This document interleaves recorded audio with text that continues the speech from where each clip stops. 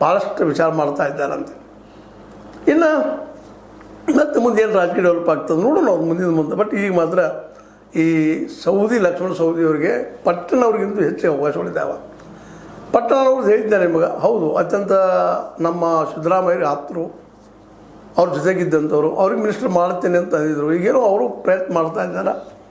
ಆದರೆ ಸ್ವತಃ H C ಮಹದೇವಪ್ಪರಿಗೆ ಕೊಡಿಸ್ಲಿಕ್ಕೆ ಆಗ್ತಾಯಿಲ್ಲ ಅಂತ ಸುದ್ದಿಗಳು ಬರ್ತಾ ಇದ್ದಾವೆ. ಇನ್ನು ಪಟ್ಟಣವ್ರಿಗೆ ಡಿ ಕೆ ಶಿ ಅವ್ರು ಕೊಡ್ತಾರಾ ಅಂತೇಳಿ.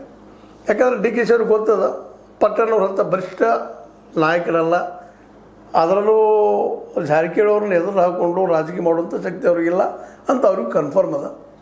ಹೀಗಾಗಿ ಇಲ್ಲಿ ಏನಪ್ಪ ಮುಖ್ಯಮಂತ್ರಿ ಲಕ್ಷ್ಮೀಬಾಯಿ ಹೆಬ್ಬಾಳ್ಕರ್ ಅವ್ರಿಗೂ ಸಹಿತ ಬದರ ನಿಂತು ಹೋರಾಟ ಮಾಡೋದು ಶಕ್ತಿ ಅವ್ರಿಗಿಲ್ಲ ಅಂತ ಅವ್ರಿಗೆ ಗೊತ್ತದ.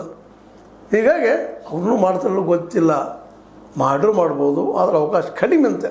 ಮತ್ತು ಇನ್ನೊಂದು ಮಾತ್ರ ಟೀಕೆಗಳು ನಿಮ್ಗೆ ಗೊತ್ತದ, ನಮ್ಮ ರಾಜಕೀಯ ವಲಯದಲ್ಲೇ ಅಥವಾ ನಮ್ಮ ಮಾಧ್ಯಮದ ವಲಯದಲ್ಲಿ ಟೀಕೆ ಹೆಂಗೆ ಮಾಡ್ತಾರಪ್ಪ ಅಂದ್ರೆ, ಹೌದಪ್ಪ ಅವ್ರ ಶಿಷ್ಯರು ಹಾಗೆ ಹೇಗೆ ಅಂತೇಳಿ ಹಿಂದಿನ ಇತಿಹಾಸ ಅದನ್ನು ಮಾಡಬಾರ್ದು. ಈಗ ಹೇಗೆ ಮುಖ್ಯಮಂತ್ರಿ ಆಗಿದ್ದಾರೆ ಅವರು, ಆ ಹಿಂದಿನ ಕಹಿ ಘಟನೆಗಳು ನೆನಪಾಗ್ಬಾರ್ದು ಅಂತ ತಿಳ್ಕೊಂಡು, ಇಲ್ಲಪ್ಪ ಅಷ್ಟು ಆತ್ಮೀಯತೆ ಸಹಿತ ಅವಳನ್ನು ತೊಗೊಂಡಿಲ್ಲ ಲಕ್ಷ್ಮೀಬಾಯಿ ಹೆಬ್ಬಾಳ್ಕರ್ನ ತೋರಿಸುವಂಥ ಜಾಣ್ಮೆನೂ ಇರ್ಬೋದು, ಹೇಳಲಿಕ್ಕೆ ಸಾಧ್ಯ ಇಲ್ಲ.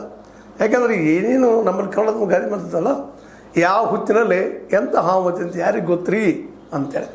ಹಂಗೆ ಈ ಸಲ ಡಿ ಕೆ ಶಿ ಅವರು ಮೋಸ್ಟ್ ಪ್ರೊಬಬ್ಲಿ ನಮ್ಮ ಲಕ್ಷ್ಮಣ ಸವದಿಯವರಿಗೆ ಕೊಟ್ಟು ಇನ್ನೊಂದು ಶಕ್ತಿ ಕೇಂದ್ರ ಅಲ್ಲಿ ಮಾಡುವಂಥದ್ದು, ಬೆಳಗಾವಿ ಜಿಲ್ಲೆಯಲ್ಲಿ ಇನ್ನೊಂದು ಶಕ್ತಿ ಕೇಂದ್ರ. ಯಾಕಂದ್ರೆ ಅವ್ರ ಜೊತೆಗೆ ಕತ್ತಿಯವರು, ಅದೇ ಕಾಲಕ್ಕೆ ರಾಯಭಾಗದ ಒಂದು ಕಾಲ ಹುಲಿಯನ್ನು ಕರೆಸ್ಕೊಂಡಂಥ ವೇಲ್ ಪಾಟೀಲ್ ಮಣಿತಂದವರು, ಇನ್ನುಳಿದವರು ಅಲ್ಲಿ ಬಂದು ನಿಲ್ಲುವಂಥದ್ದು. ಪಟ್ಟಣವ್ರಿಗೆ ಏನು ಕೊಟ್ಟರು ಮೂರನೇ ಚಾನ್ಸ್, ತಪ್ಪೇನೋ ಮೂರನೇ ಒಂದು ಸೀಟು ಕೊಡೋದಾದ್ರೆ ಪಟ್ಟಣವ್ರಿಗೆ ಕೊಡ್ಬೋದು ಡಿ ಕೆ ಶಿ ಅವರು. ಸಿದ್ದು ಅವ್ರು ಹೇಳ್ತಾ ಇದ್ದಾರೆ, ಆದರೆ ಸಿದ್ದು ಅವ್ರ ಮಾತು ಇವತ್ತು ನಡೀತಾ ಇಲ್ಲ, ಹೈಕಮಾಂಡದಲ್ಲಿ ನಿಧಾನಕ್ಕೆ ಸಿದ್ದು ಅವ್ರನ್ನ ಬದುಕಿ ಸರಿಸ್ತಾ ಇದ್ದಾರೆ ಮಾತುಗಳು ಕೇಳಿ ಬರ್ತಾ ಇದ್ದಾವೆ. ಇದು ನಿಜವಾಗಿದ್ದರೆ ಮೋಸ್ಟ್ಲಿ ಪಟ್ಟಣವ್ರಿಗೆ ಅಪಾರ್ಚುನಿಟೀಸ್ ಕಡಿಮೆ.